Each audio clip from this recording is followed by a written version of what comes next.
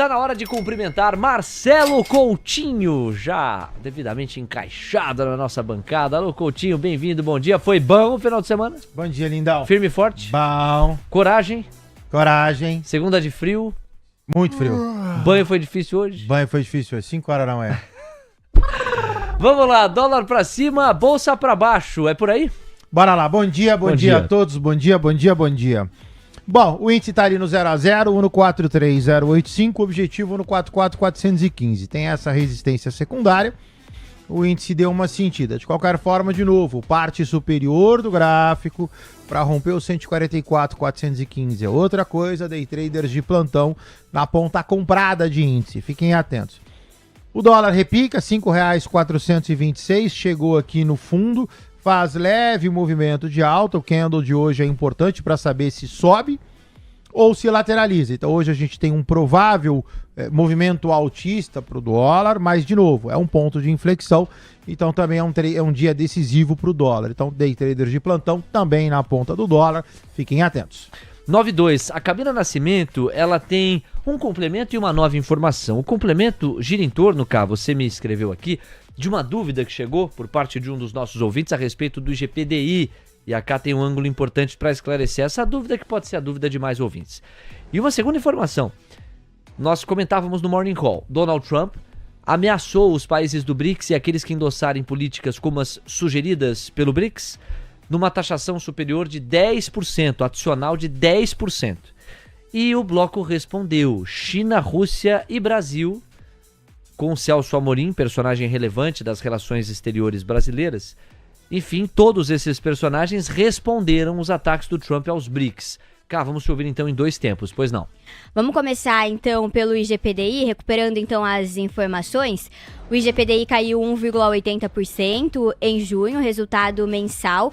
No mês de maio, a taxa havia sido de 0,85% e com esse resultado, o índice acumula queda de 1,76% no ano e alta de 3,83% nos últimos 12 meses, referente aos meses anteriores a junho de 2025. Já em junho de 2024, o IGPDI havia registrado alta de 0,50% e acumula nos últimos 12 meses anteriores a junho de 2024, uma alta de 2,88%, só para esclarecer então esses últimos dados do IGPDI.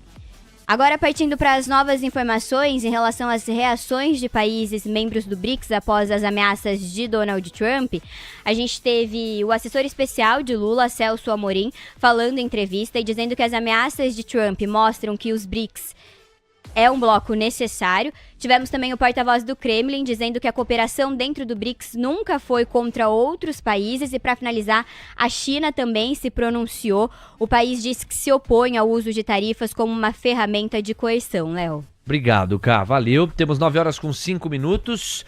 Vamos lá, girando a palavra com uma pergunta que eu achei importante para o Coutinho complementar o racional. Você vê que tanto o Beida, quanto o Alex, quanto o Coutinho, todos eles reconhecem que o dia de hoje é um dia-chave para o comportamento da moeda americana, tanto do ponto de vista dos fundamentos, quanto do ponto de vista gráfico. O dólar com vários pontos e drivers que, em tese, teriam que levá-lo para cima hoje no Brasil. Isso está acontecendo num patamar de 0,42%, por isso R$ 5,477. E aí teve uma pergunta interessante, foi do Kleber Neves, sobre a relação dólar-euro, euro-dólar. Vamos lembrar aqui do contexto. Não faz tanto tempo assim, bom, depende do que você julga muito tempo, né? Mas 2 anos atrás, por exemplo, e o dólar era empatado com o euro. Com $1 você comprava €1. Se não 2 anos, 2 anos e meio, enfim, nós vivemos isso durante o governo Biden. Desde a chegada do Trump, nós estamos vendo um cenário muito diferente, em que o euro se aprecia em tom acumulado contra o dólar. De modo que hoje é preciso de $1,18 para comprar o mesmo euro, que antes se comprava com apenas $1. A pergunta do Kleber é a relação dólar-euro, euro-dólar. Como é que fica isso e qual que é a tendência destas duas divisas quando aproximadas? E aí, Coutinho? Então vamos colocar aqui, vamos abrir o Black Arrow da Nelógica e vamos colocar esse cara aqui para a gente poder atender. Então olha só, nesse exato momento, 1,1728. A parte de análise técnica, praticamente a mesma, inclusive já está fibado. Olha só, pivôzão de alta, subiu, corrigiu, foi ali na terceira linha, subiu. lateralizou, subiu, faz breve correção para posterior alta. Então, a relação euro-dólar, que agora é 1,1728, tem uma queda a 1,1572 para posterior alta. Se você quiser uma análise eventualmente um pouquinho mais próxima, é fácil. Você vem aqui, desconsidera um pouquinho esse fibo longo. Vamos fazer o seguinte, vamos clarear ele um pouquinho. E você vem e coloca um fibo mais justo para você pegar um movimento de curto prazo. Então tá aqui, mesma coisa, olha só. O fibo curto a 1,1592 contra 1,1575, ou seja, na semana ou no curto prazo, breve movimento de correção. Para posterior alta, na alta 1,2066, 1,2094. Anotado, 9 horas 7 minutos, Vanessa de Souza na ponta da conexão, é a próxima voz a ser ouvida. Vanessa, bem-vinda, bom dia para você, ótima semana para nós. Eu gostaria de começar comentando um pouco dessa dinâmica do dólar. O dólar está mais forte no mundo como um todo e as commodities mais fracas.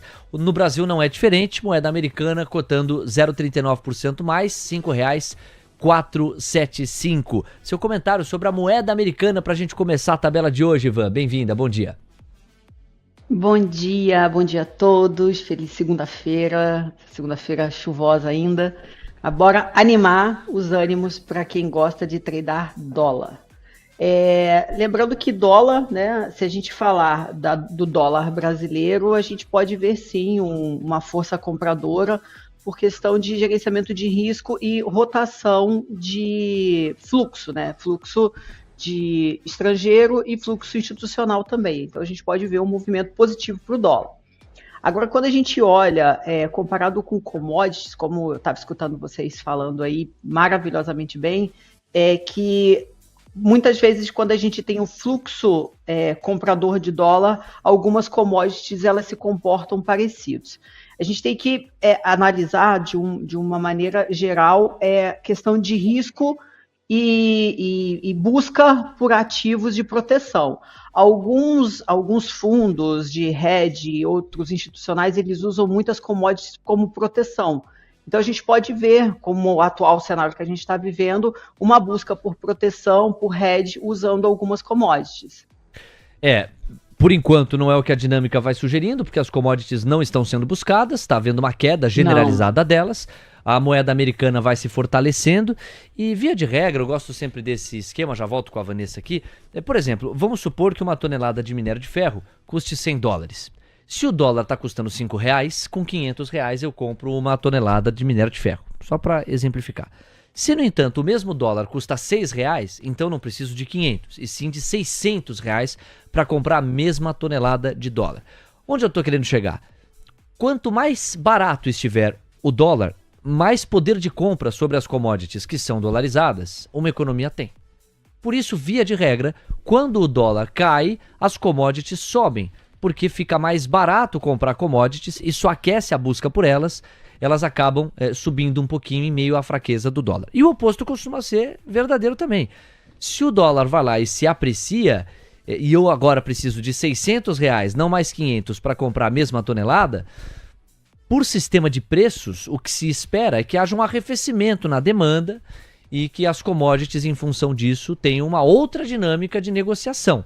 Por isso, de novo, dólar mais forte, commodities mais fracas, dólar mais fraco, commodities mais fortes. Hoje nós estamos vendo exatamente esta dinâmica, um dólar mais forte, commodities no geral mais fracas.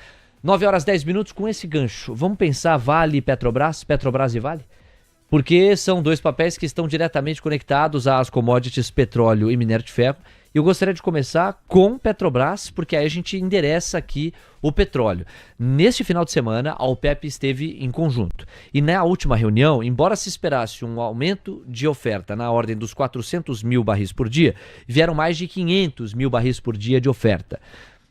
As apurações dão conta de que esta decisão coletiva do grupo OPEP+, se dá em resposta e represália a dois participantes do cartel, Cazaquistão e Iraque, porque estes dois países não estariam ou não vinham respeitando as cotas de produção de petróleo, querendo encher mais os seus cofres, portanto aumentando, por livre e espontânea vontade, a oferta de petróleo. A OPEP basicamente faz um ajuste a isso. Vocês estão subindo aí? Então vamos subir em bloco. e aí eu limito o ganho de margem que você, Cazaquistão, e você, Iraque, estava buscando. O fato é que isso fez com que o petróleo abrisse em queda. Se você quiser, inclusive, começar pelo petróleo, Coutinho, acho que vai ficar mais completo ainda. Porque o petróleo abre em queda na sexta-feira ou fecha em queda na sexta, em antecipação ao que seria essa decisão da OPEP. Com a decisão concreta, ontem, na abertura do pré-mercado, já intensificou o viés de baixo petróleo, chegou a cair 1%. E aí a gente vê agora uma pegada de correção. O petróleo vai praticamente fechando o gap. Então começa uma lateralização relevante. Como teve um cai antes, a gente ainda está mais na iminência de um envelope de baixa do que no envelope de alta. Então vamos pegar o racional do Coutinho para o Brent e na sequência Petrobras. É você. Vamos lá, pessoal. É o que o Léo comenta, né? Então você tem longa queda, lateralização, a setinha aqui já pode ser desprezada, era um ponto de compra, esse ponto de compra acabou não acontecendo, então a gente vai apagar. E aí, a análise do Léo tá feita, né? Então é um cai, lateraliza, cai. Essa lateralização enseja figura baixista. Essa figura baixista me joga $58,34. Logicamente, o ponto de corte permanece $66,40, ou seja, eu preciso perder isso daqui para que esse cai, lateraliza, cai se concretize, e aí o petróleo rumo a 5,834. Quando eu volto para o Profit, aí a gente vai para a Petrobras. No caso de Petro, cotando R$ 32,12, a gente falou, eu fiz o paralelismo na semana passada com Tesla, praticamente a mesma figura, né? Então, subiu, saiu deste canal aqui em rosa e agora volta de novo e fica meio nesse 0 a 0. Isso aqui não é uma figura de cunho altista, isso aqui não é uma figura de cunho baixista, então quem tiver comprado em Petro, por enquanto tá aí. Não tem o viés de alta, não tem o viés de baixa, tá meio ruim. Pulando para Vale, já fazendo já a análise dos dois, Valecita, a gente falou na semana passada de uma venda a R$ 55,67. A venda a priori se concretiza na quinta-feira. Sexta-feira o ativo abre para baixo. Nota o candle, ainda que altista, ficou ali praticamente nessa região. Agora a gente tem que ver se Vale continua caindo ou lateraliza para eventual movimento de alta. Obrigado, Coutinho. 9h14, o dólar e o índice vão voltar para sua tela. Moeda americana cotando R$ 5,475, 0,36% de avanço. E o Indifut caindo 0,26%, ou seja, a fotografia do Indifut até melhorou nos últimos minutos. 143.390 pontos. TC News, seu resultado é nossa marca. O Profit Ultra é a plataforma do trader. Completa, rápida e segura. Com o Profit Ultra, você identifica o movimento dos big players, automatiza e otimiza suas operações e ainda conta com replay de multiativos, além de muito mais. Garanta agora mesmo o seu teste gratuito da plataforma mais completa do mercado. 9h14, pra galera que chega e laica, obrigado pelo seu carinho, pelo seu respeito, pelo seu prestígio. Vamos passando dos 950 likes, tá na hora de convocar aquele sprint pra furar os 1000. O Rodrigo Milan tá aqui, o Ricardo Moraes, estão debatendo o biodiesel e a composição com etanol. O Lucas Genevro, obrigado Luquinhas, tamo junto, fico feliz aqui com o seu feedback. O Natan Caetano também tá na área. O Juliano, o Leomar Klimaksevski, o Inácio, também o Ed Richter, versão brasileira, Ed Richter, o Ricardo Moraes, o Sérgio Lima, Raul Nicheli, o Rubens Rodrigues, Feliciano Santos, Sérgio Luiz Dias, e teve um querido aqui que falou que nós estamos na frente da Bloomberg, como é que é o nome dele, ó? É o Lucas Pinheiro. Obrigado por vocês existirem. Espero que o TC possa superar Bloomberg. Olha aqui, ele ativando a rivalidade. Vamos superar a Bloomberg. Tem meu like. Tá bom, valeu Luquinhas. Obrigado pela audiência. Sua e de tanta gente que tá conosco. Mais de 2.400 pessoas neste instante. Amigos, estamos organizando o dia, entendendo as variáveis que mais podem fazer preço. E você aí do outro lado vai participando junto com a gente. Queria puxar um gancho para Estados Unidos. Vanessa, essa é uma semana decisiva. Dia 9 de julho, o fim da trégua estabelecida por Donald Trump contra os países do mundo. Já tem acordo com o Vietnã, tem acordo com o Reino Unido, espera-se acordo com a Índia, fala-se que os europeus concordariam com uma taxação de 10%. A gente queria saber quanto que essa história está no seu racional para impactar o ambiente de negócios das bolsas americanas. Fala, Ivan. É um assunto que tá assim nos holofotes, né? E que causa muitos ruídos. essa estratégia, né, do Donald Trump de disparar uma data para que a gente tenha um pouco mais de tempo para poder os países tomarem uma decisão e se posicionar se eles vão fazer acordo e tal, é uma estratégia muito usada, né, por diversas fases dessa evolução histórica que a gente tem, né, que a gente fala que é uma forma de trazer trégua generalizada. E quando a gente traz isso para o ambiente de trading, dentro do que a gente está vivendo hoje, a gente pode ver uma desaceleração desse ímpeto atual de all-time highs da Bolsa, né? E se a gente olhar, que a gente também está numa janela de sazonalidade, onde tem menos volume na Bolsa, movimentos um pouco mais abruptos, a gente pode ver no curto prazo. Como a gente ainda não tem nada muito claro, a gente só tem a data que foi adiada para agosto, no curto período a gente pode ver um pouco mais de volatilidade por reajuste de proteção, por muitos fundos terem feito hedge, acreditando que ia trazer volatilidade para essas decisões de política de tarifas, não está mais isso acontecendo. Então, pode ter uma desmontagem desses hedges, deixando para próximo da semana de agosto. Então, a gente tem que acompanhar o VIX para saber se essa volatilidade ela vai aumentar mesmo no próximo da data de essa nova imposição de tarifa, ou se vai ser agora no início desses ruídos por ter baixa volatilidade, por ter baixo volume de institucional na Bolsa. No curto prazo... perdão, diga.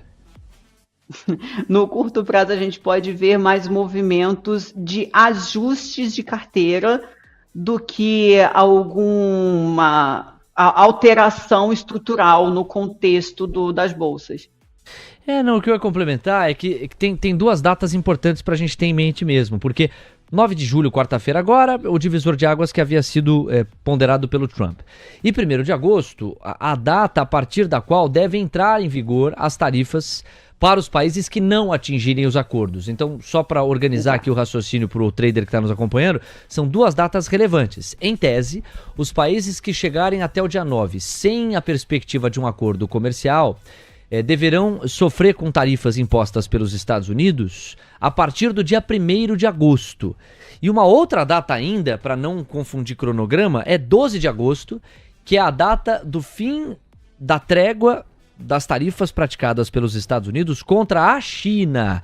Então tem 3 datas para a gente monitorar. Em termos de interrupção de trégua, 9 de julho, 12 de agosto. 9 de julho frente ao mundo, 12 de agosto frente à China. E em relação ao fim da trégua agora, do dia 9 de julho, a aplicação das tarifas se daria no dia 1º de agosto. Vocês pegaram o racional da Vanessa. Ela entende que, em função da volatilidade maior e de volumes de negociação menores, as bolsas americanas poderiam acenar para uma correção.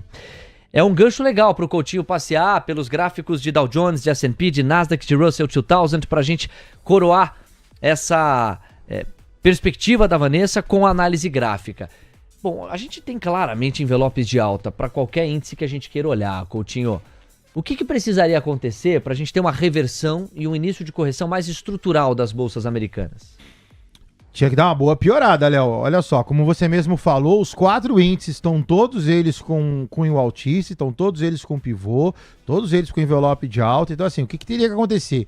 O mercado teria que cair, fazer um movimento de correção altista, porém menor que o topo original, e engatar uma baixa. Então, assim, não é um movimento que seria feito de uma única vez. De uma única vez, você teria uma pancada para baixo, se isso viesse a acontecer.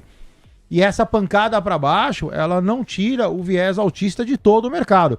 Você imaginando uma pancada para baixo, vamos pegar qualquer um como exemplo, que é o S&P, tá aqui, ó. Uma pancada no S&P para baixo, ainda mantém o S&P em cunho altista. Então o mercado teria que cair, teria que fazer um movimento de alta, teria que ter topos descendentes, ensaiar um pivôzinho, ou seja, é uma coisa mais de longo prazo, não seria de imediato. Vamos voltar então com a Vanessa a partir disso. Se eu capturei bem aqui a tua ideia, você está um pouco mais receosa com as bolsas americanas diante das máximas históricas recém-atingidas por Nasdaq, por S&P, e você entende que o gancho dessa novela tarifária pode servir para alguma correção. Queria saber qual o fôlego dessa correção e se você está de fora das bolsas americanas justamente por esse risco que você monitora, porque graficamente, pelo menos no racional do Coutinho, a tendência é de bolsas americanas ainda para cima. Traz mais uma vez o seu olhar. Sim, concordo. A gente está no movimento de topos e fundos ascendentes na análise técnica, né? Mostrando claramente que a gente está com viés de alta, a gente está com momento nas bolsas. O que trouxe um ímpeto maior para esse movimento contínuo de alta é pela baixa volatilidade, a baixa volume nessa janela, onde a gente não tem movimentação esqueci a palavra agora, representantes das companhias. Eles não podem fazer nenhuma alteração na composição deles. A gente está em período de blackout. E isso faz com que a gente tenha movimentos direcionais da Bolsa, melhorando e intensificando o viés de alta que a gente está vivendo hoje. O que é só manter no radar, dentro do ponto de vista aqui da gente, é que pode haver uma calmaria desse ímpeto comprador. A gente pode ver um assentamento dos movimentos impulsionados de alta que a gente viveu essas últimas 2 semanas.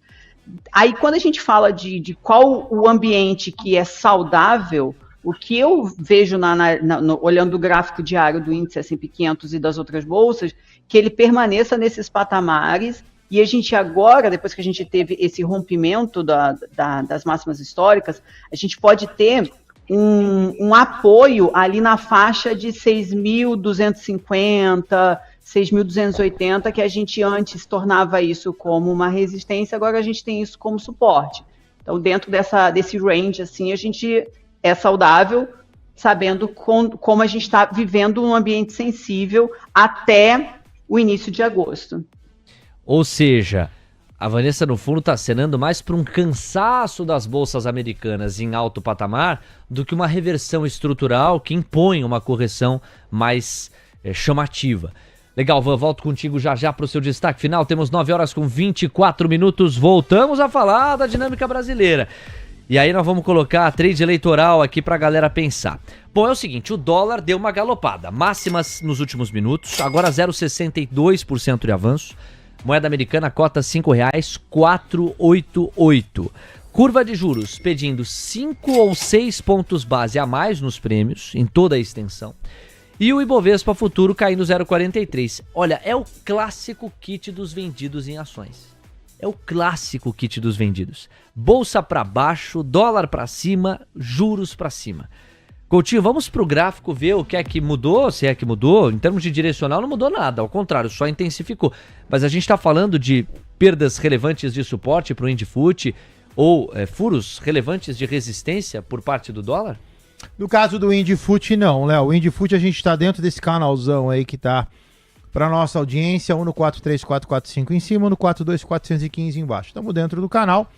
E dentro do canal vale tudo. Qual é o problema? É um canal de 1000 pontos. Então, para falar de day trade numa amplitude desse tamanho é muito ruim. Então, por enquanto, lamentavelmente, a gente está aí perdido no sentido direcional nessa vastidão de 1000 pontos para cima. No caso do dólar, o dólar não. O dólar subiu, R$ 5,488. Esse label aqui eu vou ajustar ele já. Só que o ponto de venda para o dólar, ou a máxima para o dólar neste ponto, é R$ 5,505,50. 9h25. Senhoras e senhores, nessa faixa aqui, vocês estão acostumados com algumas matérias que a gente traz para ilustrar dinâmicas que possam estar sendo precificadas por parte do mercado. Esse dólar sobe para muita gente por 3 razões. Ele sobe porque o dólar no mundo está subindo, ele sobe porque as commodities de maneira estrutural hoje estão caindo e o Brasil depende muito delas para o fortalecimento da sua moeda, do real. Mas ele também sobe porque houve, por parte do Trump, uma ameaça de uma tarifação adicional de 10% sobre os países do BRICS e países que endossem políticas econômicas do BRICS, como uma forma de punir qualquer aceno que vá desfavorecer a América. Esses 3 ingredientes por hora ajudam a explicar a razão pela qual a moeda americana vai renovando essas máximas, agora próxima a 0,62% do dólar. O índice, ele vai respeitando uma lógica também internacional. O apetite por bolsas emergentes hoje muito menor. Está havendo quedas gerais para bolsas emergentes no mundo. Aqui não é diferente, estamos vivendo isso, 0,55% de marcha ré. O que poderia ser um contraponto? E aí nós temos o paradoxo, porque de um lado tem a parte concreta, mas de outro a parte abstrata, longínqua.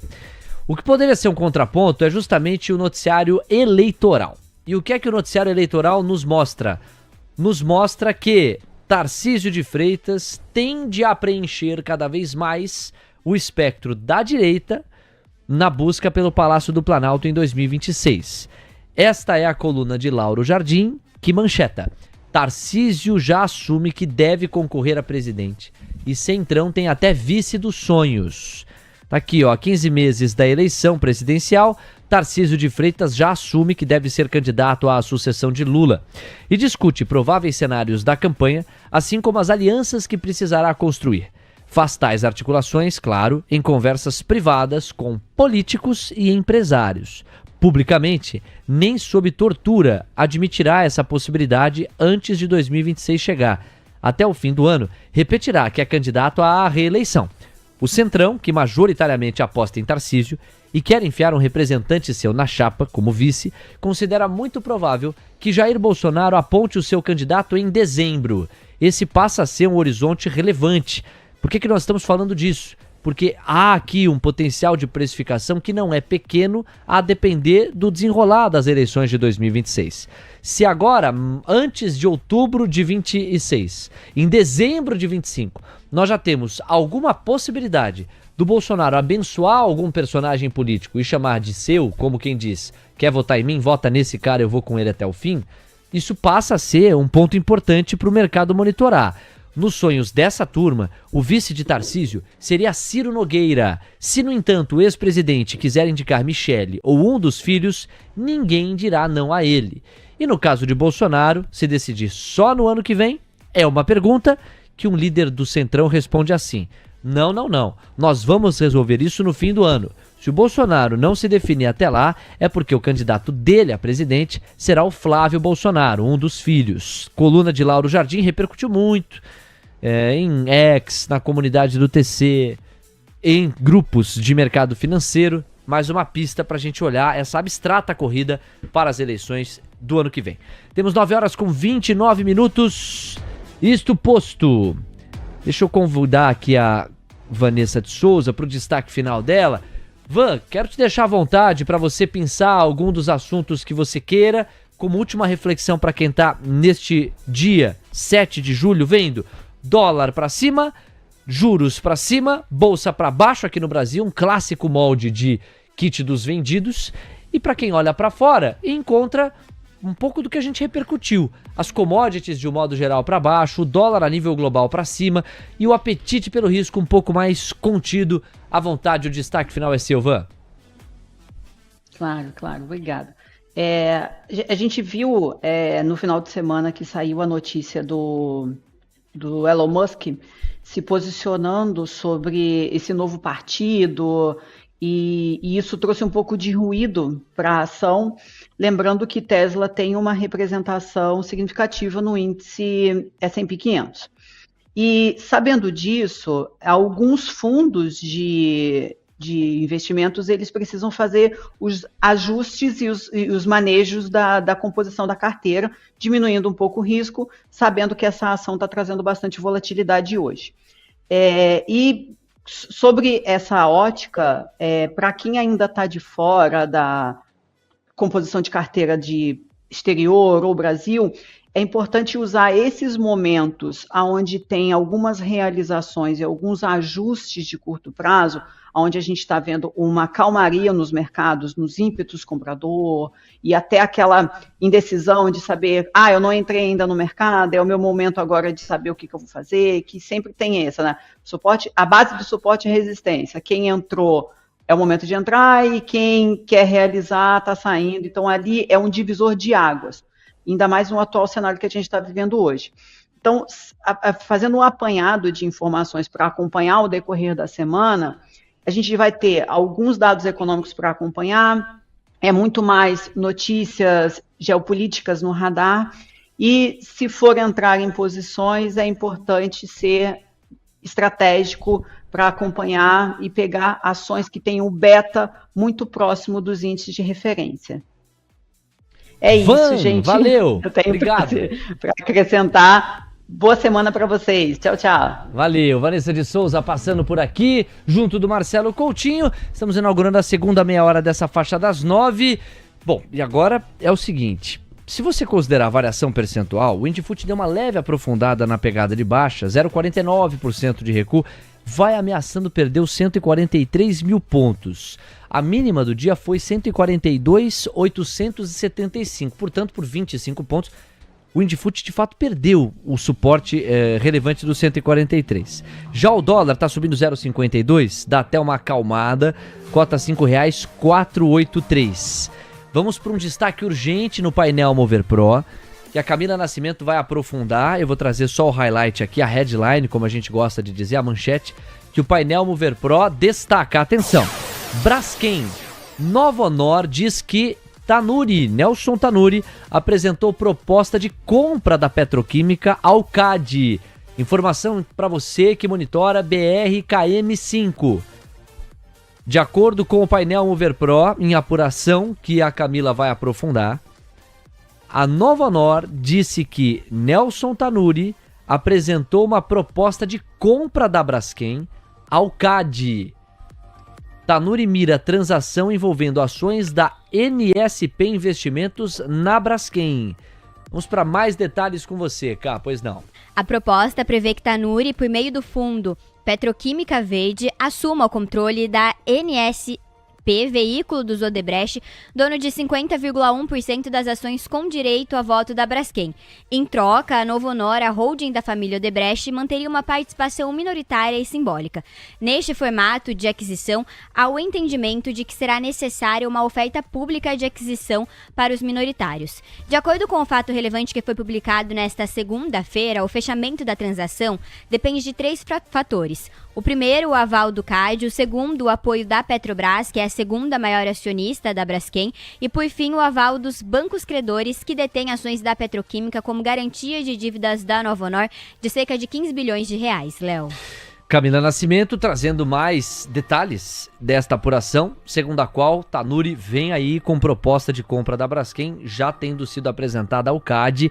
Vamos ver como é que os papéis da petroquímica vão reagir, e nós vamos deixar para aprofundar essa história, dado que o informativo está pago, com o Fernando Marques, que, como você sabe, é um dos contribuidores que mais monitoram o case Braskem. Certamente ele terá bastante a agregar. Temos 9h35.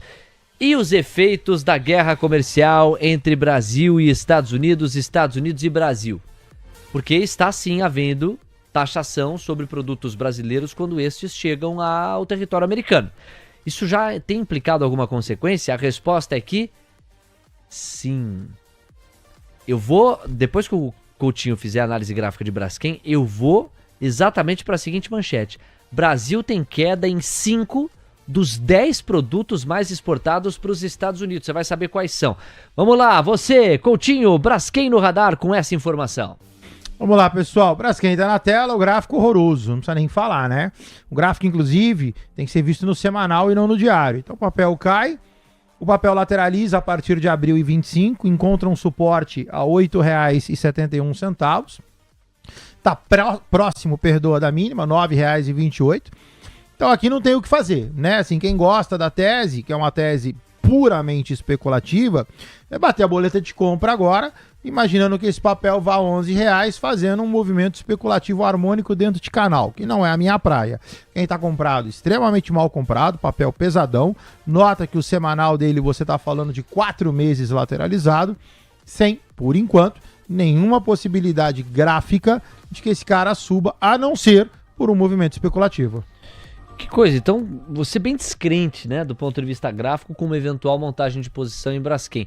O que seria o tal do harmônico que você fala? Ah, essa movimentação aqui tem um harmônico relevante, essa não tem? Vamos lá, o movimento harmônico é quando você tem um fundo e aí você não tem nenhuma figura. Aí ele vai lá, bate num topo. Aí ele vai lá, volta para um fundo. Aí ele vai lá, volta para um topo. Ele vai lá e volta para um fundo. Então o movimento harmônico é quando o movimento... Ele respeita o canal. Isso, é quando ele respeita o canal, ele não monta nenhuma figura gráfica no meio do caminho, ele simplesmente pega e vai fazendo esse movimento. Vai de fundo para topo, de topo para fundo. Agora, aqui, por que ela é especulativa? Porque você está comprando um troço que está caindo, você está na parte inferior e imaginando que ele faça um harmônico de alta. Aí a dúvida do leigo, né? Poxa, como é que é um troço que tá caindo se aquele último candle é um candle verde? É que você tá considerando a escadinha, né? A pegada inercial de baixo. O movimento inteiro, isso.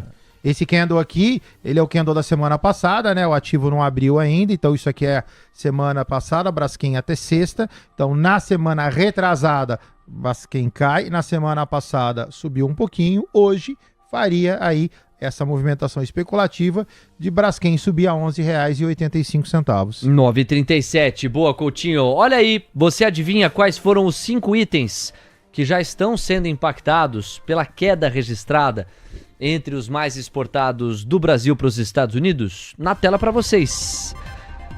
Haha, alô Clabin. Celulose teve variação negativa de 35%. E óleos combustíveis de 50%. Isso em maio de 25. São dados da balança comercial que foram recém-divulgados. Achei importante trazer esse gancho para vocês. Ó.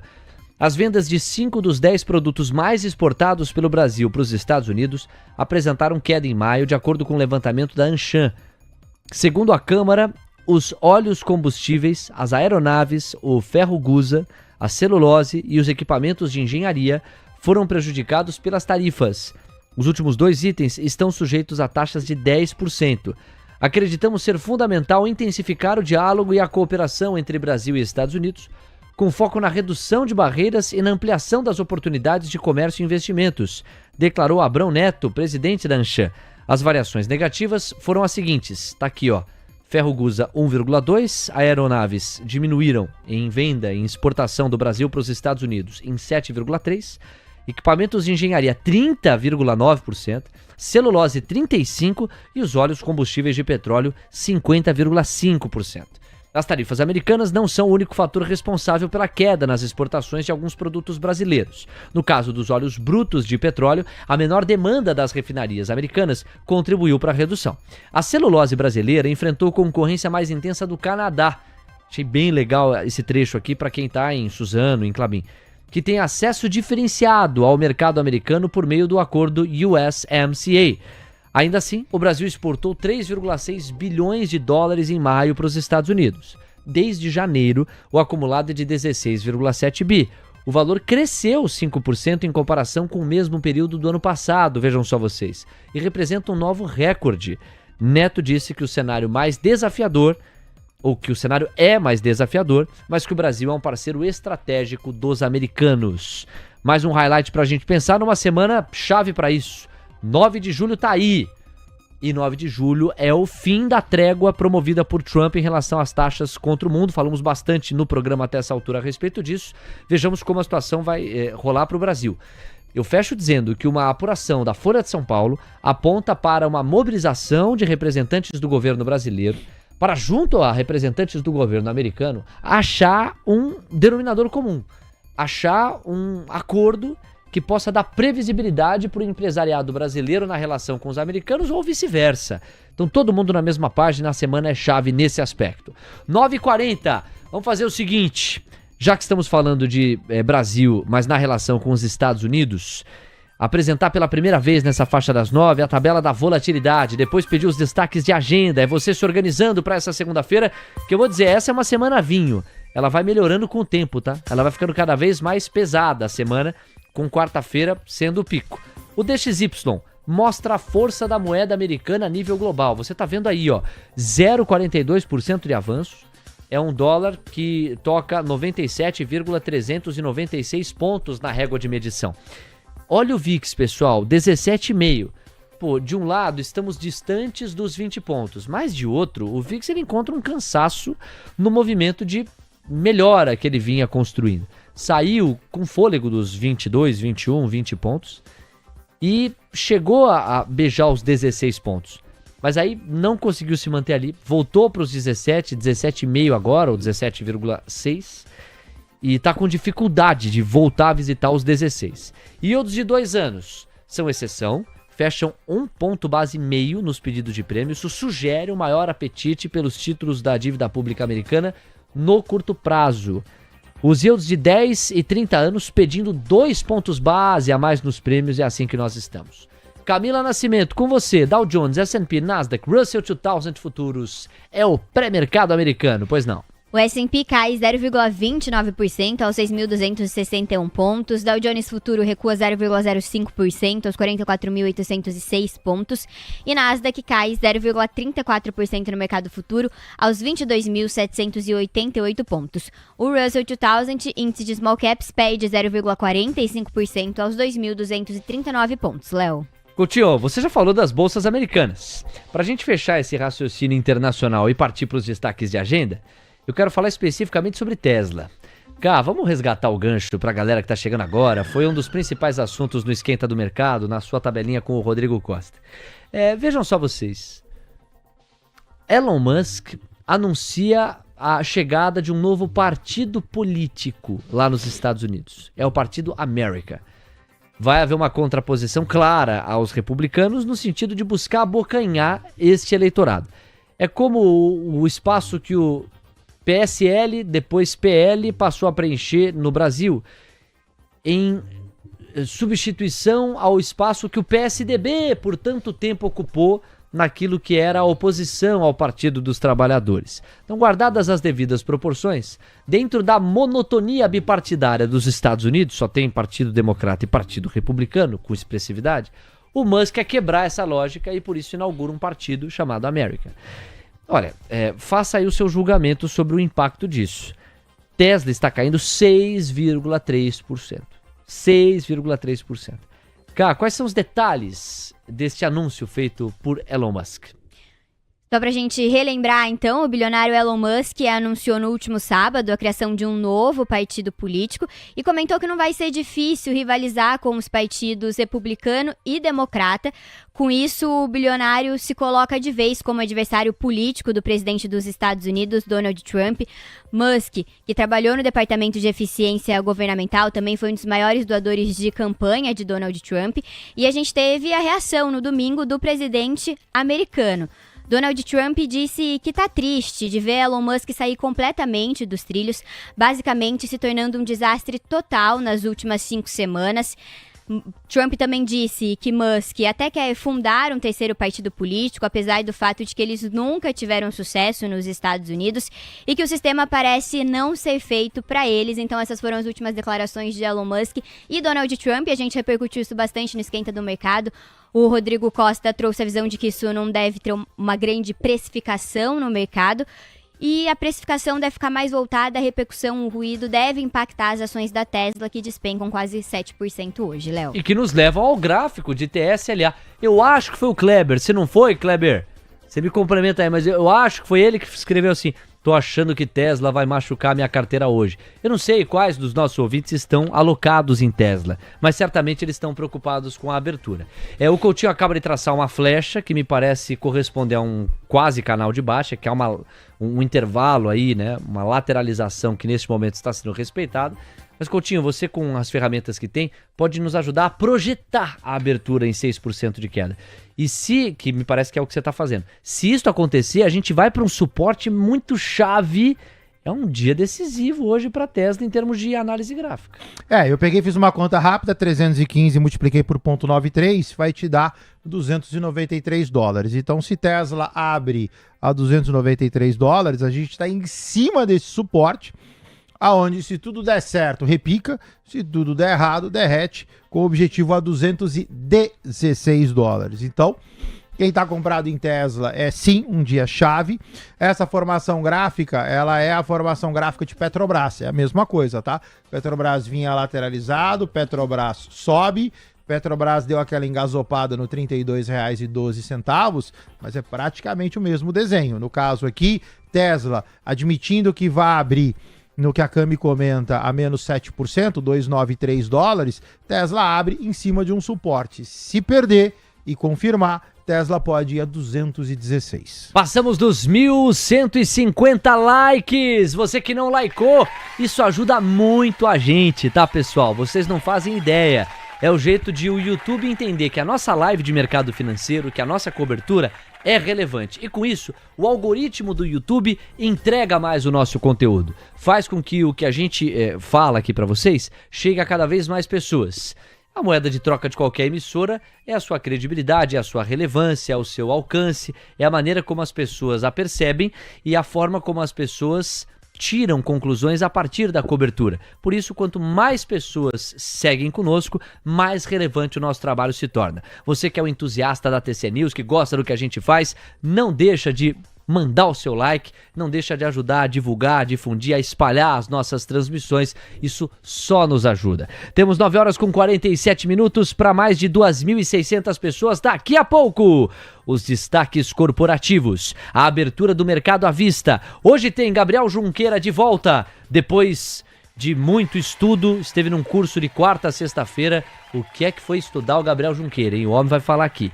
Ele separou hoje dados de proteína em junho e referentes ao segundo trimestre de 2025. Vamos falar dessa indústria, desse segmento. Tem SLC vendendo parte da Sirens. E tem AirAsia num gancho que a aproxima de Embraer. Você vai saber tudo isso na voz de Gabriel Junqueira. Daqui a pouco tem os destaques, as notícias que vão ser repercutidas. E, Cá, eu gostaria que você convocasse a nossa audiência para continuar ligada no Manhã TC News até o último minuto e na grade da TC News como um todo, mas eu estou me referindo à última atração que nós vamos entregar para vocês, uma entrevista especial que a Cá produziu com muito carinho. Nós vamos receber uma das vozes mais relevantes e mais respeitadas da macroeconomia brasileira, até porque já esteve numa das cadeiras do Banco Central. Quem é que vem hoje para nossa conversa, hein, Cá? A gente vai receber de forma remota hoje para uma conversa, para um papo bem legal sobre macroeconomia no Brasil e nos Estados Unidos, Maílson da Nóbrega, ex-ministro da Economia, da Fazenda. Ele vai estar participando aqui com a gente na faixa das 11h30, Léo. Ex-ministro da Fazenda, Maílson da Nóbrega, tenho até a impressão que eu fiz uma leve confusão. Falei de Banco Central pensando na Fazenda, um daqueles que já tiveram a difícil missão de comandar a economia do país através da pasta que costuma ser atribuída ao pior emprego do mundo. Já pensou? Senta lá na cadeira da Fazenda, só batem na tua porta pra pedir dinheiro. Você já reparou que nas reformas ministeriais, pra reclamar, já reparou que nas reformas ninguém quer o Ministério da Fazenda? Vê se o Centrão tá a fim de sentar ali na cadeirinha do Ministério da Fazenda. É nada, é a cadeira de quem tem que dizer não, de quem tem que dar as más notícias. E o Maílson da Nóbrega já esteve à frente do Ministério, vai conversar com a gente. É um cenário bastante interessante de acompanhar. Contamos com a sua audiência. Você, se recebesse, num raríssimo alinhamento dos astros, o convite para ser ministro da Fazenda, do Brasil no caso, você pegaria? Não. De jeito nenhum? Não. Nem se fosse um salário extraordinário. Nem se fosse todo o dinheiro do mundo. Mas pegaria algum ministério? Tem algum ministério que você fala, poxa, eu gostaria de contribuir com esse ministério aqui. Assim, supondo que você vai ter carta branca pra trabalhar. Eu pegaria ministérios sociais. Primeiro assim, né? Eu acho que eu não teria competência pra girar. Mas um ministério ligado a áreas sociais, um ministério ligado à articulação, aí tudo bem. Agora, o Ministério da Fazenda, meu querido... Tô fora. Não ia rolar, Comigo não morreu. Não. Imagina o Coutinho na articulação do governo, hein, Leozinho? Fácil. Ia ser um sucesso. Nininho, senta aqui, Nininho. Vamos assinar isso aí ou não vamos? Boa, Coutinho, às 9h50, faltando 10 minutos para as 10 da manhã. Eu prometi os destaques de agenda, embora seja uma segunda relativamente esvaziada. Dê uma olhada no que está no nosso radar. Nós já passamos pelo IGPDI, já passou também o Boletim Focus. Falta um ingrediente, senão eu nem teria razão para chamar a agenda. O Lula participando da cúpula dos BRICS. A dinâmica dos BRICS continua ao longo desse dia 7 de julho. E aí vamos ver o que é que vem de notícia. Eu vou pedir aqui para cá uma informação e na sequência eu vou trazer a ameaça que o Trump deixou na mesa, o último assunto que a gente separou para essa faixa das 9, antes de partirmos para a cobertura do À Vista. A ameaça que o Trump deixou na mesa em relação a uma sobretaxação, uma taxação adicional de 10% para os países que endossarem as políticas econômicas que estão sendo verbalizadas justamente pela cúpula dos BRICS. Antes, cara, queria que você trouxesse para a gente, em cima do gancho das commodities, o comportamento do petróleo e o comportamento de outras commodities que no seu giro fizerem sentido, porque todas estão caindo hoje. Mas o petróleo chegou a chamar a atenção porque chegou a empatar, zerar as perdas que ontem passaram de 1% na medida em que a OPEP entregou uma expansão da sua capacidade de oferta maior do que aquela que já se esperava. E sim, já se esperava expansão na extração do petróleo. O consenso girava em torno de 450 mil barris por dia a mais, a partir deste próximo mês. E a realidade entregou mais de 500 mil, 550 se eu quiser arredondar, mil barris por dia a mais. Vamos lá, Cal, giro pelas commodities, é com você. Brent no positivo avança 0,90%, 68 dólares e 96 cents. O WTI está subindo 1,20% aos 67 dólares e 28 cents. E vou destacar aqui o movimento também de algumas commodities metálicas que hoje estão no vermelho. O ouro cai 0,74%, a prata recua 1,47% e chama atenção principalmente o movimento do cobre, que cai 2,40%. O minério de ferro, que estava no negativo, agora está no 0-0 aos 95 dólares e 25 cents. Léo. Excelente, cara. Esse destaque que você deu ao cobre, chama bastante atenção mesmo. Quando eu cheguei aqui na redação, dei aquela passada de olho, né, no overview como um todo, falei, caraca, o cobre caindo mais de 2%. Você vê que é generalizado, as commodities metálicas como um todo estão realizando, mas o cobre tem uma dinâmica ainda mais de baixa. Olha só essa última história que a gente separou para você estar abastecido para o mercado à vista. Trump anuncia tarifa adicional de 10% para qualquer país que se alinhar às políticas do BRICS. Segundo o post do presidente, qualquer nação ligada às políticas anti-americanas do bloco econômico será taxado. Não haverá exceções a essa política, diz Trump. Então tá aqui, ó. Ainda não há informações sobre quais países serão ou seriam taxados. Trump também não esclareceu nem detalhou a referência às políticas anti-americanas em sua postagem. Mais cedo, ainda no domingo, o bloco econômico BRICS divulgou a Declaração do Rio de Janeiro. Parte do documento inclui a defesa do multilateralismo sem citar os americanos. O texto defende fortalecimento de instituições multilaterais como a ONU e o respeito ao direito internacional. De fato, não é a bandeira que o Donald Trump gosta de erguer. Rejeição a ações unilaterais como as que enfraquecem o sistema global. O tarifaço de Trump não chega a ser especificamente citado, mas para bom entendedor, meio documento do BRICS basta, né? Aqui está havendo uma clara crítica à política tarifária de Trump. Expressamos sérias preocupações com o aumento de medidas tarifárias e não tarifárias, unilaterais, que distorcem o comércio e são inconsistentes com as regras da Organização Mundial do Comércio, fecha aspas para o que diz este item do documento. E aqui a resposta do Trump, ó. Any country align themselves with the anti-American policy. Quer dizer, qualquer país que se alinhe com as políticas anti-americanas dos BRICS vai ser taxado com uma cota adicional de 10% de tarifa. Não haverá qualquer exceção a essa política. Obrigado pela atenção para este assunto, Donald Trump, do seu jeito, né? A gente lembra na definição, para você não se confundir, são tantas siglas, que o BRICS já foi um dia a sigla referente a Brasil, Rússia, Índia, China, África do Sul. Hoje não é só isso. Trata-se de um grupo de 11 países do sul global. Houve uma expansão dos BRICS. Nações em desenvolvimento da América Latina, África, Ásia e Oceania. É um fórum de articulação político-diplomática e de cooperação em diversas áreas. O Brasil assumiu a presidência do bloco, que é rotativa, no dia 1º de janeiro deste ano. Bom, e aí isso faz menos preço, mas completa o quadro, tópicos relacionados à segurança global, itens como Condenação a ataques recentes contra o Irã, embora sem citar diretamente os Estados Unidos ou mesmo Israel. Condenação dos ataques à Rússia, mas não condenação dos ataques à Ucrânia. A Rússia, que é um dos membros permanentes, a Ucrânia não é. Posição conjunta em relação às crises no Oriente Médio, incluindo conflitos em Gaza e a tensão entre Irã e Israel. Aqui vem eu pensei, né? Pô, eu coloco isso lá na cobertura, lendo da matéria, né? Eu cito isso lá para os ouvintes, eu não cito. Por que não citar? Porque na prática, isto aqui não diz nada, né? Assim, do ponto de vista diplomático, não é com o acordo dos BRICS que vai se chegar a um cessar-fogo em qualquer região do mundo. Agora, simbólica e jornalisticamente, é importante sim mencionar para você ver o nível da contradição. Quer dizer, o documento, ele tem qual legitimidade e qual capacidade de se colocar como um material respeitável do ponto de vista geopolítico, se condena os ataques sofridos pela Rússia, mas não os praticados por ela? Qual a equidistância, qual é a isonomia que o BRICS tem, o grupo BRICS tem, para discorrer sobre esse assunto, sendo que um dos seus principais integrantes é parte diretamente interessada num dos principais conflitos, que é justamente aquele contra a Ucrânia.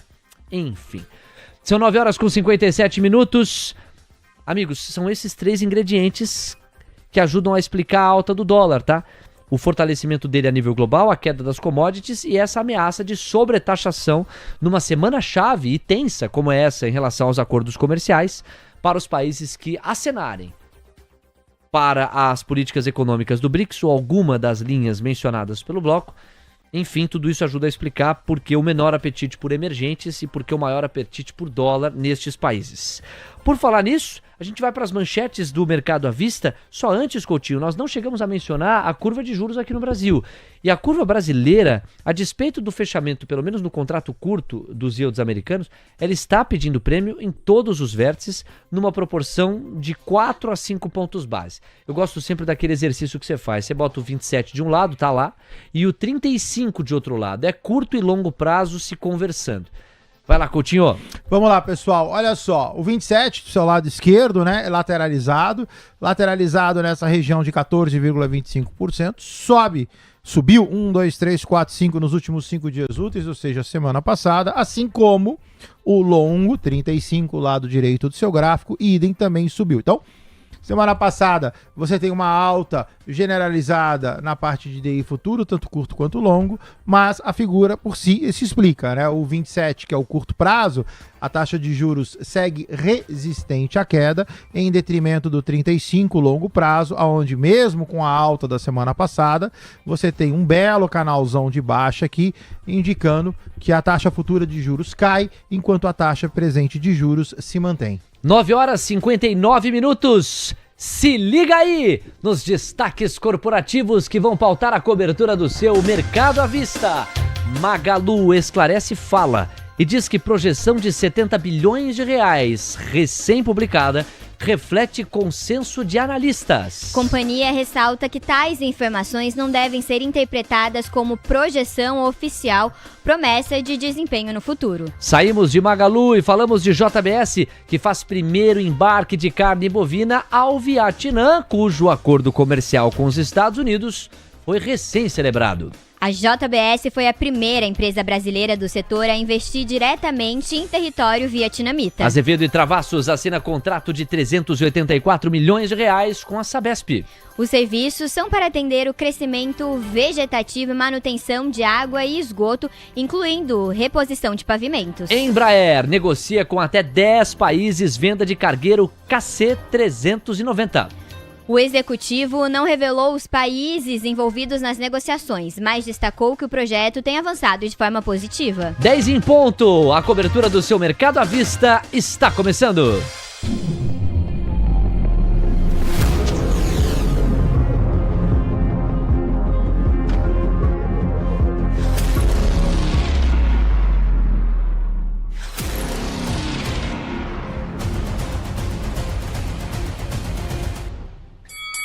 Bora lá, bom pregão pra você e obrigado por estar conosco. Praticamente 2.800 pessoas nos prestigiando, deixando o like. Nós já estamos nos aproximando dos 1.300 likes, são 1.275. Vamos aproveitar a onda de audiência do Mercado à Vista para romper os 1.300, buscar pouco a pouco os 1.500 likes. Valeu pelo prestígio de cada um de vocês. Pro Rodrigo Milan, pro Sérgio Lima, comprei mais Indifute, pro Léo Bandeira. Quem mais, ó? O Renner Marques, o Rodrigo Milan falando de Azevedo e Travassos, pro Augusto Nichelle, para o Auol Matheus, pro Eduardo Pires, pro Fábio Borges Arraes, de olho em Rente 3. Tá anotado, Fabio, não nos deixe esquecer. Daqui a pouquinho tem as perguntas da audiência. Para a Lorraine Romero, bom dia, Léo, todos da TC, pro Sérgio Luiz Dias, pro Joel Cabral, pro Ricardo Ferreira, Dali Rica, pro Treva Games, também pro Ricardo Moraes e para o Ricardo Porto. Levino Neto tá na área, o Ricardo Stefan, Wilton Veiga, o Quem Faz Enriquece. Amigos, as negociações começam com o dólar subindo 0,45% e o índice futuro recuando 0,39%. Coutinho, vamos começar a cobertura nesses moldes, é por onde a gente sempre vai. Dólar e índice, algo especial para a dinâmica do à vista agora? Não, Léo, o índice do seu lado esquerdo, 143,205. Dentro desse longo canal entre 143 e 142, eu coloquei um fractal bem no meio aqui para a gente ver esses suportes aqui no meio do caminho. Você tem algo em 143,050 a 142,810. No caso do dólar, eu quero antes de tudo agradecer. Um dos nossos ouvintes viu que tinha uma falha. Eu estava com R$5,418, era 481, erro de digitação. Obrigado, então tá lá corrigido, R$5,481. O dólar não consegue sair dessa região, permanece lateralizado agora, abre uma venda especulativa. Atento quem tá comprado no dólar, por favor. 10 horas, 2 minutos, destaque inicial de Gabriel Junqueira para cobertura. O Gabriel que foi para os... Vamos à escola, de quarta a sexta-feira da semana passada, estava lá estudando o Gabriel Junqueira. E, salvo engano, o mercado financeiro, né? Seria mais o quê? Agora de volta para trazer o destaque inicial na cobertura desta segunda-feira. Vai lá, Gabriel! Espero que tenha sido bom o curso. Bom, muito bom dia, Léo, bom dia, Coutinho, bom dia, Camila, bom dia, pessoal. Pois é, né, a gente tem que estar sempre aí aprendendo, o mercado ele é muito dinâmico, ele muda toda hora e você está em contato com pessoas que podem agregar nas análises, nada mais é do que afiar o machado para a gente vir aqui para a guerra, né, Léo? Então a gente tá sempre aí bem posicionado, né?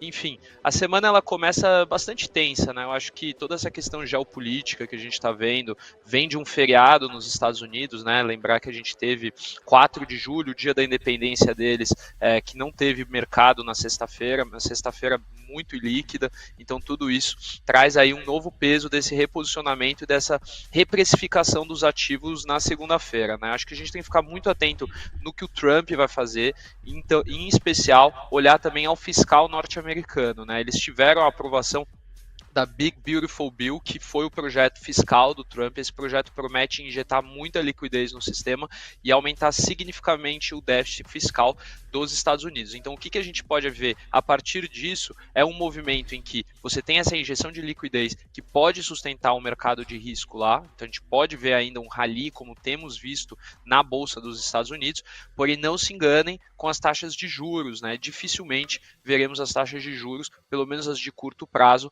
com uma tendência mais de baixa, Léo. Anotado, o Gabriel que vai falar de setor de proteína hoje, SLC Agrícola, vendendo parte de uma das suas arestas, a Sirens, e a AirAsia em relação à Embraer. Agora com 10h04 já temos condições de fazer uma leitura mais completa das Blue Chips. Te convido a entender a dinâmica delas hoje. Ambev cai 0,20, B3 sobe 0,20, como sobe também Banco do Brasil 0,22. Bradesco está na direção oposta, recua 0,30. Itaú está no 0,0, Santander 0,0. É uma resiliência do setor financeiro e me parece busca por positividade, tá? Bradesco reduzindo o viés de baixa, a acompanhar. Quarteto de Ferro, CSN no 0-0, Gerdau no 0-0. Os Minas caindo 0,7, Vale 0,30. Aí a gente parte para Eletrobras, que tem 0,10% de avanço em Elet 3. Tímida, Elet 3. Embraer está caindo 0,28%, cota R$ 83,26 com 26 centavos. Na sequência tem Gerdau no 0-0. Itaú Unibanco já falei, né? Vamos para Magalu caindo 0,30%. Petrobras recuando 0,20%. Suzano caindo 0,33 e a gente fecha com VEG, que está no 0-0 a 42,98. Olha a quantidade de 0-0, hein? Então, assim, dá a impressão que é uma bolsa que está querendo ir para baixo, mas alguns papéis teimosos ficam no 0-0 e insistem em não apresentar uma direção clara. Na composição do Ibov, os Minas e BRF caindo 0,6. São os papéis que mais caem. Por pontos, Vale e Petrobras os que mais tiram. E na ponta oposta, Vamo, TIM e Rent 3 avançando em média 1,20%. Por pontos, Rent 3, Enev 3 e Vivid 3, os papéis que mais entregam. Camila Nascimento, estamos começando com o glorioso giro corporativo e nós abrimos os trabalhos olhando para Magalu. O mercado começou a questionar se a projeção endossada pela empresa de 70 bilhões de reais para frente era um guidance, isto é, uma projeção oficial feita pela modelagem da companhia. A Magalu olhou e falou, não, sol não. Comigo não morreu, não é isso não. Isso aí é o que os analistas estão consensuando. A Cá traz mais detalhes. Pois é, a Magalu esclareceu uma fala de um dos executivos da companhia. Ele foi em um evento do BNDES e disse que a estimativa de faturamento para a companhia em 2025 era de 70 bilhões de reais. Aí a companhia, a Magazine Luiza, veio a público hoje e disse que essa é apenas uma referência baseada no consenso de analistas de mercado que acompanham a companhia e não é uma projeção oficial ou um guidance feito pela empresa. Vamos então para a repercussão disso no papel? Emiglo 3 Magazine Luiza, por enquanto, não saiu de leilão aqui para mim. Ainda não temos a cotação de Emiglo 3, Junqueira, mas vou pedir para você comentar essa notícia.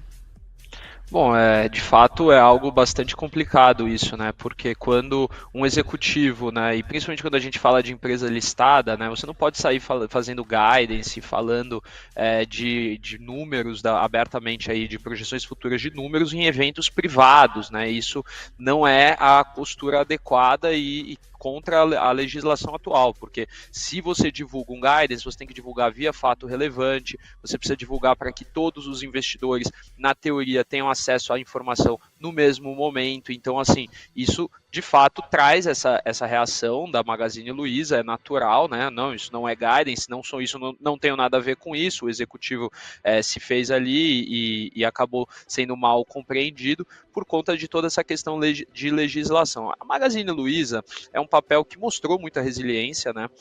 Ele caiu muito, né, nesse ciclo, acho que foi mais de 90% de queda de Magazine Luiza do all-time high de 2021 para hoje, né? Então a gente está vendo um papel que caiu bastante. Talvez possamos questionar se em 2021 ela não era uma bolha, né? Não estava um pouco cara demais, mas enfim, essa é outra discussão.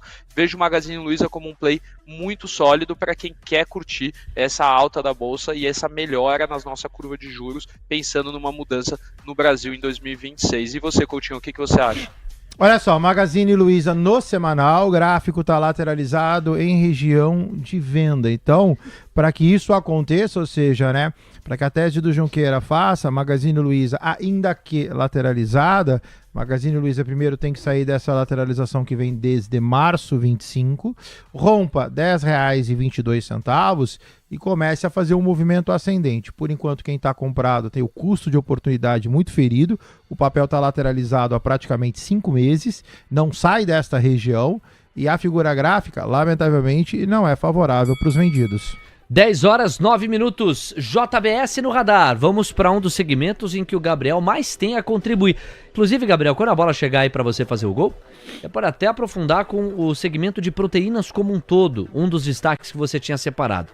No que diz respeito à JBS, cara, a gente está falando do primeiro embarque de carne bovina ao Vietnã, ainda na ideia de internacionalização e de penetração de JBS em outros mercados globais. É você. Vamos lá, então, para mais destaques dessa notícia. A JBS informou que o primeiro carregamento de carne bovina para o Vietnã, com 27 toneladas processadas na unidade da Friboi de Mozarlândia, em Goiás, foi feito neste sábado. A habilitação para exportar ao país asiático foi concedida nesta semana. Segundo a nota da JBS, a abertura do mercado vietnamita é um movimento estratégico para a companhia na Ásia, devido à região que registra uma crescente demanda por proteína animal e protagonismo econômico. A JBS avança, a BDR do papel sobe 0,53% aos R$75,88, Junqueira. A JBS nossa senhora, né? Ela tá uma beleza, né? Você vê que a empresa tá listada na Bolsa de Nova York, a empresa tá mandando carne pro Vietnã. Você quer coisa melhor que isso? Só duas disso, né? Não é possível, né? Mas brincadeiras à parte, né? Acho que a JBS, essa notícia é muito relevante. A gente tem ali como uma das vanguardas no setor de proteína, né? Uma empresa que tá se mostrando o grande play de proteína global, né? E agora com essa mudança para a Bolsa dos Estados Unidos, isso vai aprofundar ainda mais esse viés com os investidores, né? Eu tenho um médio e longo prazo para a JBS muito, muito positivo, né? Muita gente me pergunta, né, por que a empresa, né, tá com essa situação aí dessa BDR que não destrava, que se tá tão barato assim, por que não sobe? Mas tudo é um processo, né? Então, quando você tem, e até é interessante a gente dizer isso, porque quando você tem uma listagem, seja via essa listagem que eles fizeram, ou mesmo até um IPO, os bancos levam pelo menos 6 meses para iniciar sua cobertura no papel. Apesar do JBS ser um papel que já era amplamente divulgado aqui no Brasil, não é um papel amplamente divulgado nos Estados Unidos, né? Então, você tem esse período de maturação do mercado para que o mercado entenda a tese da empresa e aí sim ela comece a entrar.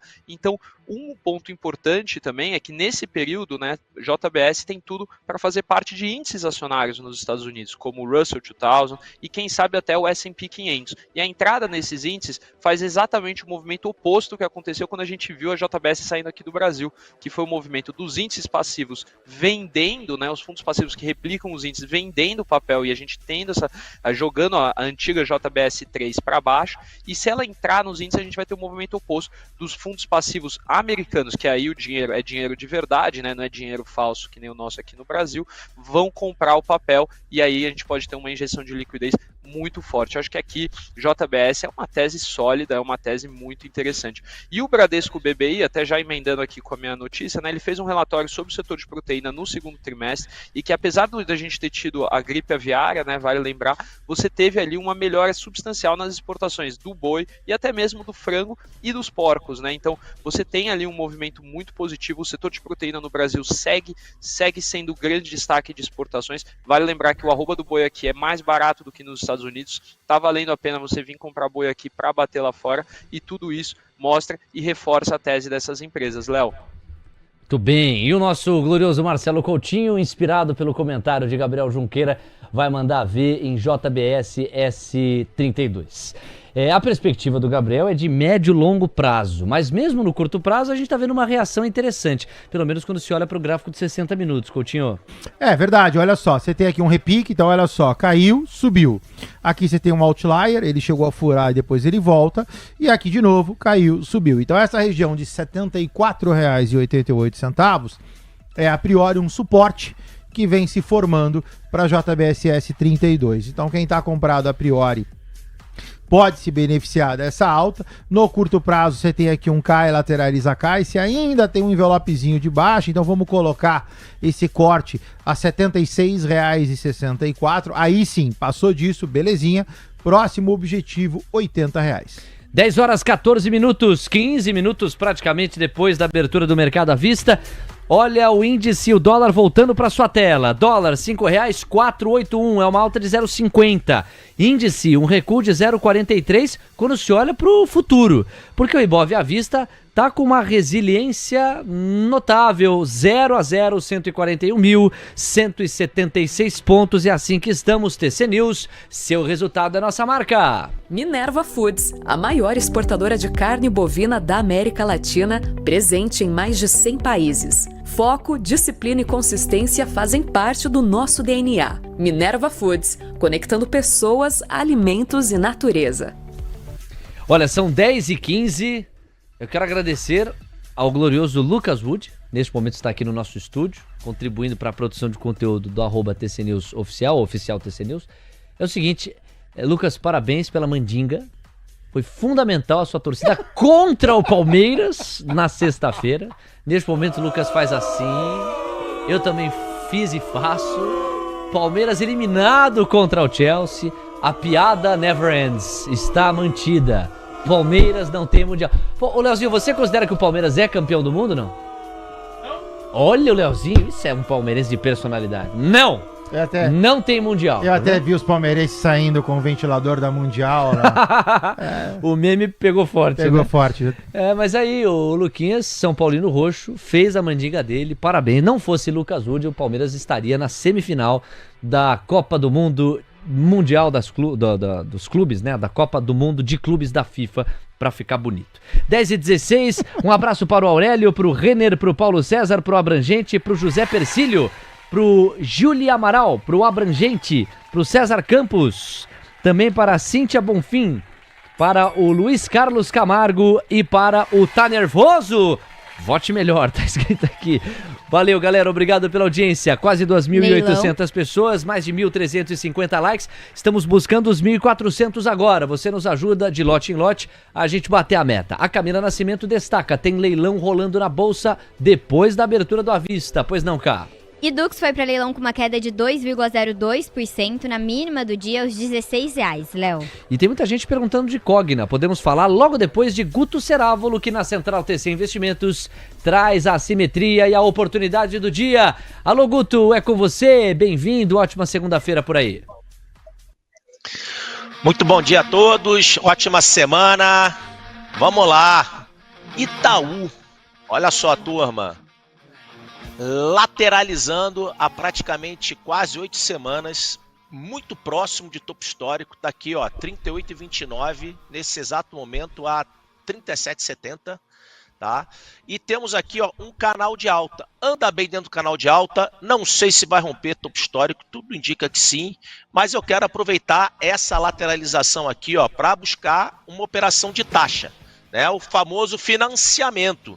Então vamos lá, Itaú agora, 37,70, estou falando de vender uma call, né? Quem vende tem a obrigação de vender a opção, ou seja, entregar o papel, né? Então vamos lá, o strike é 34,99, abaixo, né, daquela linha ali de suporte. Eu estou falando da Itube H388, nesse exato momento a 3,44, né? Então mesma quantidade. O meu custo, ou seja, comprando ação, vendendo opção, fica em 34,27. Né? Se estiver acima de 34,99, você vai ser obrigado a entregar a sua ação e vai ganhar essa taxa de financiamento aqui, ó, de 2,10, né? Que é o lucro. Você investiu 34,27 e vai entregar a ação a 34,99. Por outro lado, olha só que interessante, você tem uma taxa de proteção. O que seria essa taxa de proteção? É exatamente o preço que está agora a ação para o seu custo, de 9%. Então, 2 de taxa para 9 de proteção, uma operação dentro do dinheiro bem protegida, porque é faca na caveira, dinheiro na carteira e vamos ao pensamento do dia.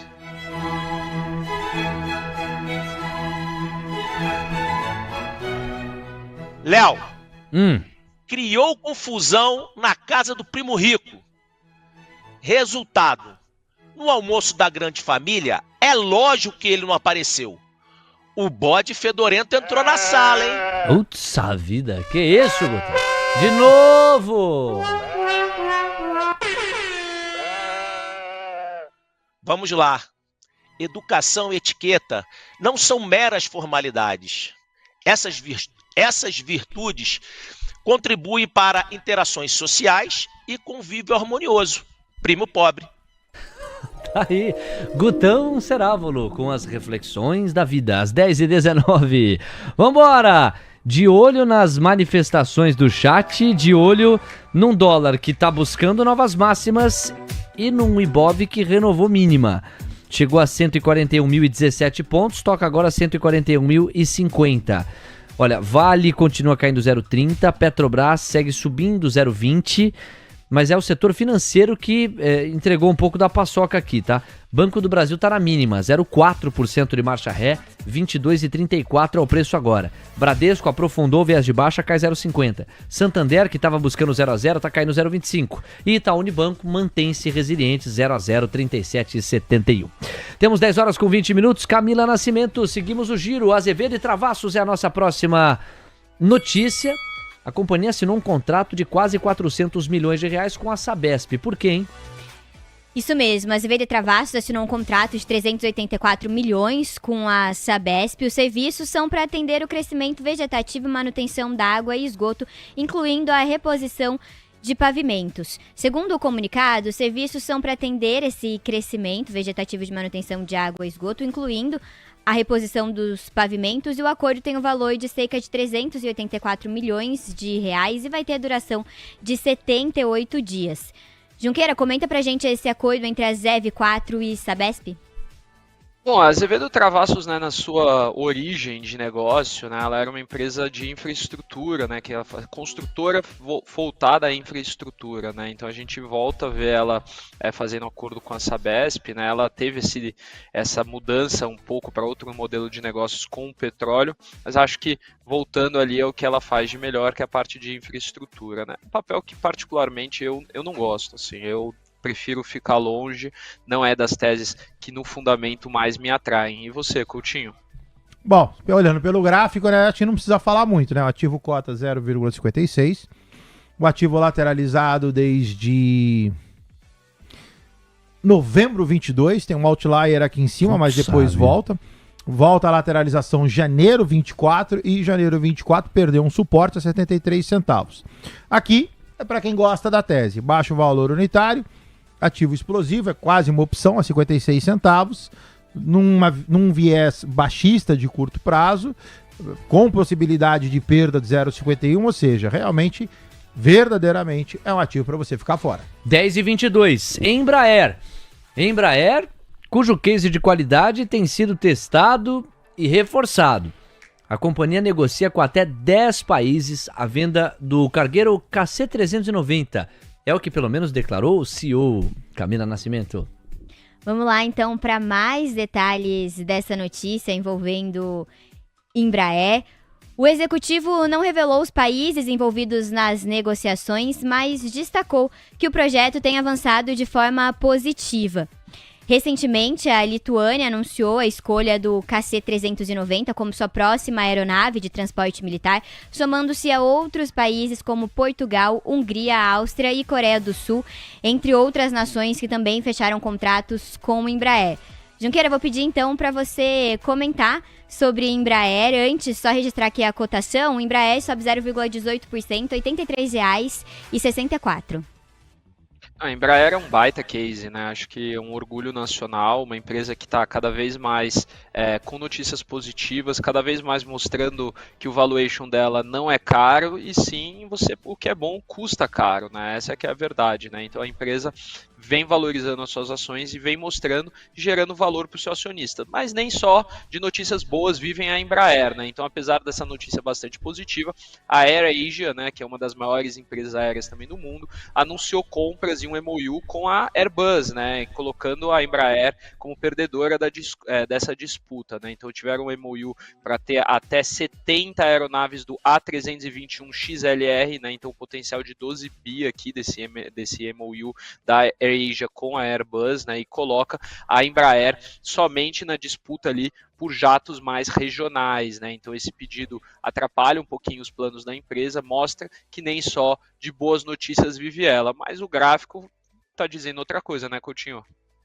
Embraer tá lindona, recordar é viver, né? Nossa entrada aqui na casa de 70, 71, o ativo sobe, dupla confirmação a 7865 com 7975, Embraer foi embora. Embraer nesse exato momento, 8356, de uma resistência, que é um ponto de venda no sentido de zeragem, a 8350. Então, de novo, quem está comprado em Embraer, por favor, cola o stop, porque é um ponto de inflexão. Vamos ouvir o glorioso Gabriel Junqueira. Você falou do setor de proteínas, Gabriel, depois de pegar o gancho em JBS. Aí falou agora de Embraer. Você tinha separado um highlight relacionado a Ásia. Dos destaques que você separou, aquele que você ainda não teve a chance de comentar com mais tempo foi SLC, que vendeu parte do negócio da Sirens. Traz pra gente mais detalhes. Exato, Léo. No dia 4, a SLC soltou um fato relevante aí, que ela vendeu parte da Sirens para Terrus por 115 milhões de reais à vista e uma outra parte a ser paga ali indexada no dólar, né? Então foi um fato relevante positivo para a empresa, né? Mas vale lembrar esse negócio da Sirens, né? Que foi um negócio que ela tentou colocar para dentro quase 1 milhão de hectares, né? Fazendas no Maranhão, fazendas no Piauí, fazendas no Pará, e que parte dessas fazendas já estavam ali comprometidas para essa venda para a Terrus, né? Então a Terrus é a operadora, tinha o direito de preferência, exerceu, comprou as fazendas e aí vida que segue, né? Então apesar de ser uma notícia positiva, né? Dinheiro no caixa é muito bom sempre, né? Mas é uma notícia amplamente esperada pelo mercado e aí justifica aí o papel da SLC, tá só subindo 0,5%. Mas a SLC, Léo, é uma tese que eu gosto bastante, é uma empresa muito boa. Eu diria para você hoje que é o melhor produtor rural que nós temos listado na bolsa, né? Obviamente alguns produtores não são listados, podem ser tão bons quanto, porém o setor de produção rural é um setor aí que está passando por um mar muito difícil, tanto nos fundamentos e aí no gráfico também a ação está tendo um pouco de dificuldade. É, um bom gancho pro Coutinho falar então, né? Por isso um dos destaques que o Gabriel separou. Veja só, como é que a gente pode classificar? Porque vinha de um sobe, lateraliza, sobe, aí começa uma correção. É um cai que até agora não parou. Tem que lateralizar pra gente ver a formação de envelope de baixa? Sobe, lateraliza, sobe, que cai. Lembra, o envelope quando dá errado vira pivô. Isso. Então era um envelope de alta que virou um pivô de alta. Então agora você tem um sobe e um corrige. SLC tem um suporte a R$ 18,02, que é inclusive um ponto de compra especulativo. Então quem quer entrar no papel 18,19, praticamente o valor a mercado é ponto. Quem for mais conservador retrai, porque aí o objetivo seria o harmônico de 16,22. Mas você tem dentro deste canal uma possível formação de um pivôzinho de alta. 10h27, valeu Coutinho. Bom, é o seguinte, faltando 2 minutos e meio para a gente partir para os Estados Unidos, composição do Ibovespa neste momento mostra, em linha com as mínimas intradiárias, IDUC3, EG3 e Cogna como os papéis que mais caem. E é esse o gancho que eu tenho para atender algumas das perguntas para o setor educacional com você, Gabriel. Alguma razão que, no seu entendimento, justifique essa queda um pouco mais expressiva do segmento educacional? As pessoas estão querendo te ouvir, especialmente sobre Cogna. Vai lá, eu tenho 1 minuto e meio. Bom, Léo, eu não vejo uma razão específica. Acho que o setor educacional é um setor que subiu muito. É um dos principais destaques da Bolsa esse ano, mais de 100% de alta em média nos seus papéis. E é natural uma realização e uma troca ali, uma rotação de fluxo de investimento, ainda mais considerando que a nossa Bolsa está com uma liquidez bem baixa, né? A gente está tendo muita dificuldade aí com liquidez no nosso mercado. Então, eu vejo como um movimento natural, assim. Eu não acho que a gente esteja uma mudança de fundamento, uma mudança clara aqui que vai mudar a tendência de curto prazo dos papéis. Mas aí, Coutinho, qual que é a sua visão? Cogna está lateralizado, subiu em amarelo só 234% desde dezembro 24, o ativo saiu de 0,95, foi a 3,19, o ativo está lateralizado, Junqueira, nessa região aqui, ó, entre 2,66 e 3,19, que é uma região de venda. Então você vê que não consegue partir, faz um outlier, não consegue subir, aí cai. E aí volta, traça aqui uma figura de simetria num paralelismo que indica venda. Então quem está comprado em Cogna, por favor, não pode perder R$ 2,66. Se perder, confirma a região de venda. E se eventualmente melhorar, ou melhor falando, para melhorar, eu tenho que ter Cogna acima de 3,19. Às 10h29, ó, rápidos highlights que o painel Mover Pro está destacando em relação ao relatório que a XP emitiu sobre Banco do Brasil. Tem alguns segundos ainda, ó. XP prevê pior em qualidade do crédito do Banco do Brasil e um segundo trimestre decepcionante. A instituição manteve o preço-alvo do Banco do Brasil em R$ 32,00 com recomendação neutra. Reduziu projeção de lucro do BB no segundo TRI de 6,4 para 5,4 bilhões de reais E a projeção do lucro do Banco do Brasil em 25 teve uma redução de 8%, agora em 26 bilhões. A XP vê dinâmica de curto prazo bastante desfavorável para a BBAS3. 10 horas com 30 minutos no oferecimento de CME Group. Você curte a partir de agora a abertura do mercado à vista nos Estados Unidos.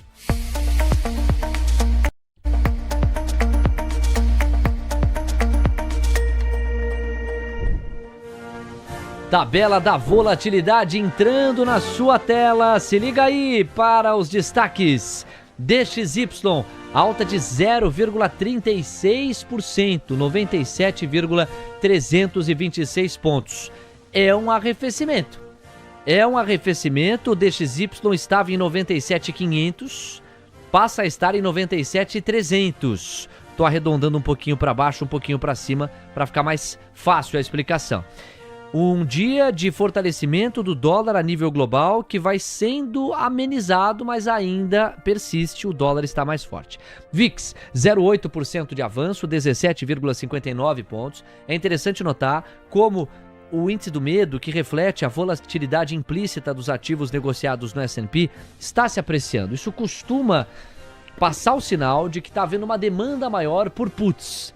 O mercado está buscando mais puts, mais direitos de vender papéis a níveis maiores do que aqueles que ele, mercado, estima vão se dar. Esses níveis devem cair de preço, por isso a busca por puts para proteção. Essa é a essência básica e a ela costuma estar associada o VIX mais elástico. Temos agora 17,62 pontos para o índice do medo. Yields de 2 anos seguem fechando, 1 ponto base, 3,87% é o retorno médio anual. Yields de 10 e 30, numa alta de 2 pontos base e meio, um pouquinho menos do que isso para esses indicadores. Eu sempre gosto de dar uma olhada na FedWatch, para a gente ver como é que estão as apostas dos investidores. E aqui a gente atualiza a ferramenta para vocês também, ó. Olha como o payroll forte da semana passada praticamente derreteu qualquer possibilidade de corte de juros no curto prazo lá pelo Federal Reserve. 95,3% dos derivativos apostando em manutenção dos juros em julho. Para setembro, 66% vem em um primeiro corte. Para outubro, 43,4% vem em um corte só até outubro, mas 43,6% vem em um segundo corte. É praticamente empate. Para dezembro, como é que estão as projeções? 43,5% dos derivativos enxergam 2 cortes de juros e 32% dos derivativos enxergando 3 cortes de juros. Mas a maior parte dos derivativos vê 2 cortes de juros e só. 10h33, Camila Nascimento, os índices acionários, é com você, cá. Os índices abriram no vermelho lá nos Estados Unidos, Dow Jones em queda de 0,34%, 44.674 pontos. O S&P recua 0,41%, 6.253 pontos. E Nasdaq cai 0,57% aos 20.479 pontos. O Russell 2000, índice de small caps, cai 0,89% aos 2.228 pontos, Léo. Olha, bota o alarme, a sirene e o recurso sonoro que você quiser para a Tesla. Tesla está capotando em 8%. O papel perde 25 dólares, está de volta aos 290. Opa!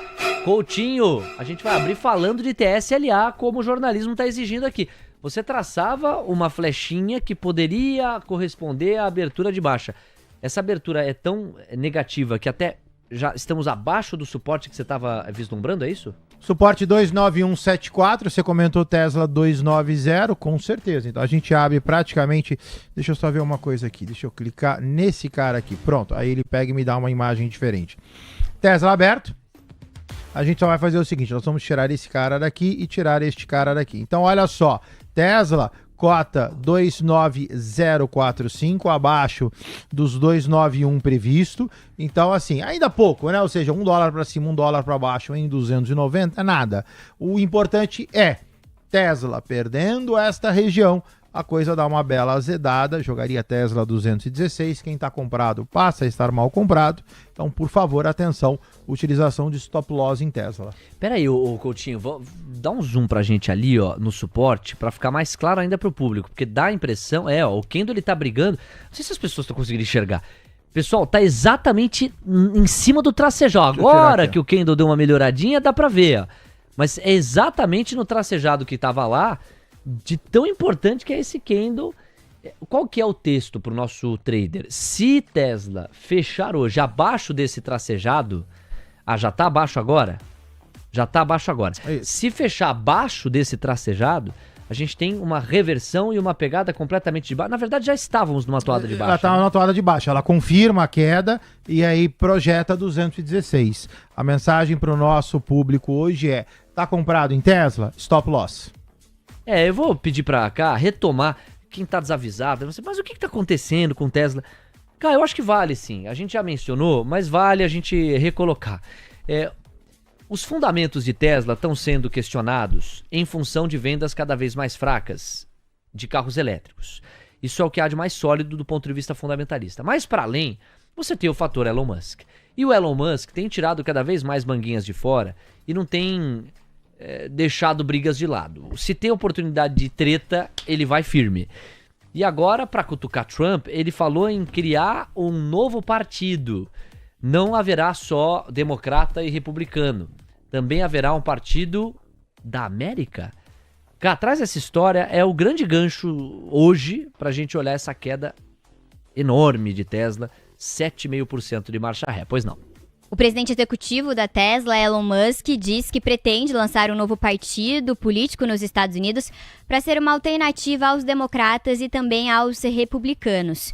O descontentamento de Musk com Donald Trump acontece depois que o pacote de cortes de impostos e gastos do presidente Donald Trump, o chamado One Big Beautiful Bill, foi aprovado. Os dois já vinham discutindo bastante. A briga dos dois começou por conta desse projeto. Musk foi aliado de Donald Trump, um dos maiores doadores de campanha do republicano, e Musk também participou do Departamento de Eficiência Governamental, e quando ele saiu do Dodge, ele disse aos acionistas da Tesla, aos investidores, que se dedicaria mais à companhia e agora anunciou os planos de criar um novo partido. Donald Trump comentou essa decisão, disse que é praticamente impossível um terceiro partido ganhar força, não é assim que as coisas funcionam nos Estados Unidos, chamou Elon Musk de desastre total e também disse que essa iniciativa por parte de Musk é ridícula, Léo. Aspas fortes, 10h37. Vamos lá, vamos convidar aqui o Gabriel Junqueira também a falar sobre o gancho, porque virou a grande manchete, né? Um tombo de 8% assim de Tesla, tá quase virando banal, mas ainda não é. Então queríamos te ouvir a respeito, o Gabriel. E aí tem uma pergunta que eu achei legal, que é Tesla no longo prazo. Aqui, ó, Fernanda de Miranda. Léo, o que esperar para Tesla para ter na carteira no longo prazo? O Gabriel pode nos ajudar nessa. Vai lá, Gabriel. Bom, Léo, acho que Tesla virou quase que uma tese política, né? Então, assim, quando a relação entre o Musk e o Trump melhora, o papel sobe. Quando a relação piora, o papel cai, né? Fluxo de caixa, projeção de mercado, vendas de carros, robôs humanoides, né? Como eles dizem, isso não importa, né? O que importa é que o Elon Musk brigou com o Trump ou que o Trump brigou com o Elon Musk e aí a situação da empresa dá uma azedada, né? Eu acho que isso é muito complicado. Quando você olha para um papel de longo prazo, ele tende a ter, né, os seus resultados aliados à sua tese de investimento, né? E isso vai dizer de fluxo de caixa, de produto, modelo de negócios, coisa que a gente não tem mais usado para esse papel, né? Então, o curto prazo dele se tornou um papel político. No longo prazo, eu acho que a Tesla ela deve sim se voltar aos seus resultados que têm sido positivos, né? Se voltar ao seu modelo de negócios de carros elétricos, de carros autônomos, de robôs humanoides, que pode ser um futuro ali também com inteligência artificial. Então, eu olharia para essa tese aqui, né, e olho para ela com bastante ressalva para o curto prazo, alguns movimentos de baixas significativas como oportunidades para a gente se questionar se vale a pena ou não entrar no papel ou comprar um pouquinho mais, e as grandes puxadas também movimentos para que a gente possa olhar como movimentos ali, oportunidades de realização. O que vale dizer aqui do mercado dos Estados Unidos é que o mercado dos Estados Unidos ele está muito volátil, né? E a gente teve essa aprovação da lei fiscal do Trump, essa aprovação promete injetar bastante liquidez, aumentar o déficit lá, que é uma faca de dois gumes, né? Ao mesmo tempo que o aumento de liquidez, aí vale a gente lembrar, né? A última vez que teve um grande aumento de liquidez, o que acontece? Você aumenta a liquidez, você pressiona a inflação, você joga dinheiro no sistema, os ativos tendem, num curto prazo, a performar positivamente, né? Porque você vai ter ali mais dinheiro rodando e tudo mais. Então pode ser que no curto prazo a gente veja uma bolsa nos Estados Unidos sustentando alguma alta. Porém, a curva de juros não está cedendo, né? E se a curva de juros não cede, isso vem com um preço muito, muito alto lá para fora.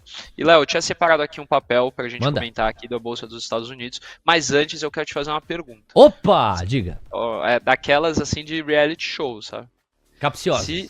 Se você pudesse escolher qualquer tipo de modelo de negócios hoje para você ser sócio, qual que você escolheria? Tecnologia. Pode ser assim? Ou é muito abrangente a resposta? Não, pode ser assim. Tecnologia? Tecnologia. Sabe qual que eu escolheria, Léo? Qual? Bet. Ia querer ser sócio de uma Bet, né? Afinal de... Você ia ganhar mais dinheiro que eu. Afinal de contas, é a turma que está ganhando muito dinheiro. E se eu te falasse que você pode ser sócio de uma Bet na Bolsa de Nova York? Puxa vida, olha só. Pois é, a DraftKings, do ticker DKNG, é a maior plataforma digital de apostas esportivas e fantasy nos Estados Unidos. Ela foi fundada em 2012, opera sportsbook, cassino online, fantasy games, com presença em 25 estados americanos e no Canadá, né? Então, apesar da gente ter essa ideia de que a empresa, né, e as bets estão ali ganhando muito dinheiro, a DraftKings registrou um prejuízo, mas vem com uma receita crescendo muito forte, uma base de usuários aí surreal, né? Os acordos com as ligas NFL, NBA, PGA, a parte de hóquei no gelo, está crescendo muito, e uma corretora nos Estados Unidos, a Citizen JMP, reiterou que ela vê a empresa como uma boa aposta no mercado e que o temor de uma taxação, assim como está acontecendo aqui no Brasil lá, muito grande, eles não veem como um temor que pode limitar a atuação da DraftKings, dado que ela é muito lucrativa e que tem ali tido toda uma situação positiva e uma mudança nos usuários, né? Então o recado é claro, o modelo segue sólido e as casas legais de apostas continuam jogando para ganhar, né? E aí, a gente tem que... a DraftKings vai soltar a carta ou não vai não, Coutinho? Olha só, o ativo está lateralizado dentro de um canalzão. Oscila desde 2024, faz a sua máxima a $49, fundo a $28, volta para a máxima a 49, tá aqui o harmônico, pessoal, sobe, desce, e aí, seguindo o harmônico, é call de compra dado pelo Junqueira, $40,56, com o objetivo $49,53. Ai, viu? Mantendo este clima, dois comentários, um artístico, o outro fundamentalístico. O fundamentalístico é que duas pessoas no chat falam assim, poxa, mas vão dar visibilidade para um papel associado à Bet? Olha, pessoal, tem gente que não gosta de investir em agronegócio, tem gente que não gosta de investir em tecnologia, tem gente que não gosta de investir em uma empresa cujo modelo de negócio esteja assentado em Bet.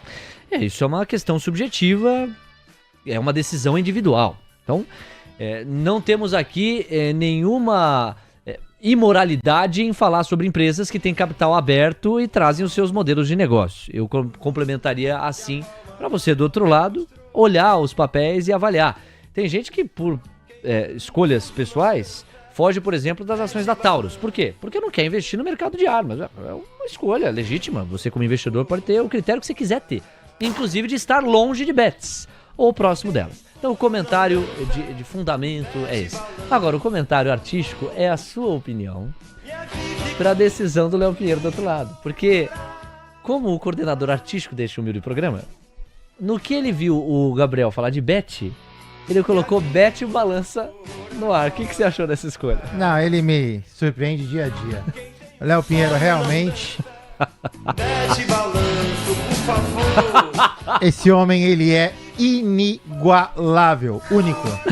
O Gabriel no meio do negócio, Bet Balança, mas pra onde é que tá indo? Ah, Bet, entendi, Leozinho. Às 10h44, amigos, vamos pegar a repercussão da abertura do À Vista lá nos Estados Unidos, aqui no Brasil, dado que 10 minutos já se passaram desde a abertura. O dólar está subindo 0,45% aqui no país, R$ 5,479. E o índice? Olha, o Ibovespa, ele deu uma encorpada no viés de baixa, cai 0,34% agora, cota 140.784 pontos. Indifood caindo 0,73%, são 142.715 pontos. A Camila Nascimento está de olho, no entanto, em Casas Bahia.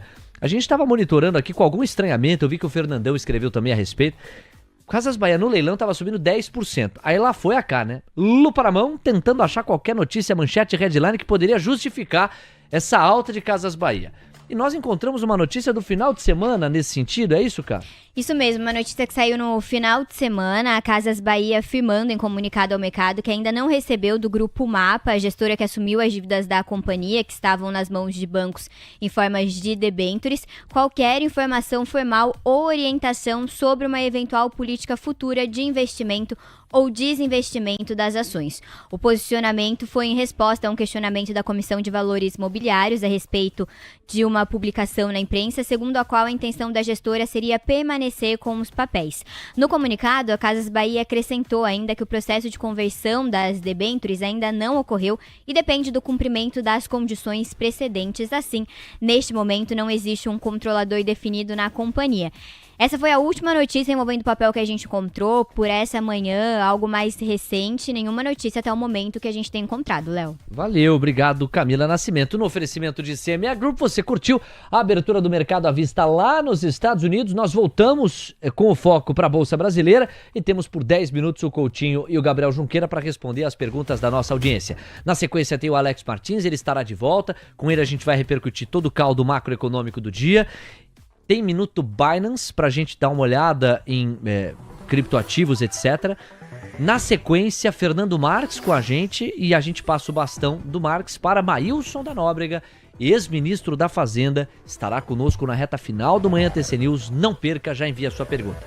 E quero aproveitar também para agradecer pela forte audiência, quase 2.800 pessoas. E vou dizer uma coisa para vocês. Nós já estamos com 1.450 likes, ó. Beijo, abraço, coração, sensacional. Valeu por você estar com a gente. Se você ainda não deixou o like, isso ajuda muito a nossa cobertura, muito, muito, muito. Vamos romper os 1.500, buscar os 1.600. Nesta reta final, já estamos praticamente na última hora do Manhã TC News, passa muito rápido. É ou não é, meu caro Fernando Lima? Obrigado pelo carinho. O glorioso Rivotrilde. É isso aí, Rivotrilde. Quem mais tá aqui, ó? O Global Financial Trainee, o Walter Hauser, a Márcia Freitas e o Aurélio. Poxa, Leozinho, esqueci o like. Tá pago, pronto. No pain, no gain, não é assim? O Lucas Godinho também, B3SA3. Não tá esticado demais? Vamos começar, então, a atender aqui os pedidos da audiência? Vamos lá. 3 pra você, Coutinho. Uma pro Gabriel Junqueira, que vai mais focar em fundamento. Pra você, B3, Banco do Brasil... Qual foi a terceira que eu tinha separado aqui? Eu já acho. Então, B3 e Banco do Brasil. Vai lá, Coutinho. B3SA3 na tela. Quando você dá um zoomzão, o ativo teve compra a 1,289, sobe cota 1,466. O ativo deve dar uma oscilada agora a 1,504. Tem um envelope de alta que projeta uma alta acima de 15,04. Comprados, bem comprados. Minha única observação é, por favor, atenção, olha quem chegou. Chegou sem a parte de cima do lacinho. Olha só, tô de olho em você, viu, seu tiozão?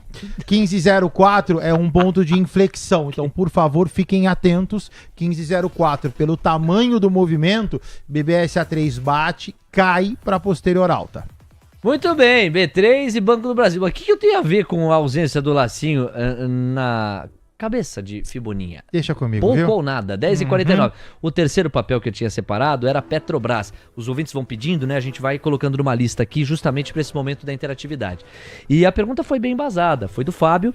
Ele perguntou, Fábio Silva, ele perguntou, com o aumento da oferta do petróleo e a pressão baixista que a commodity vai continuar entregando, Petrobras só pode ser para baixo? E aí, Coutinho?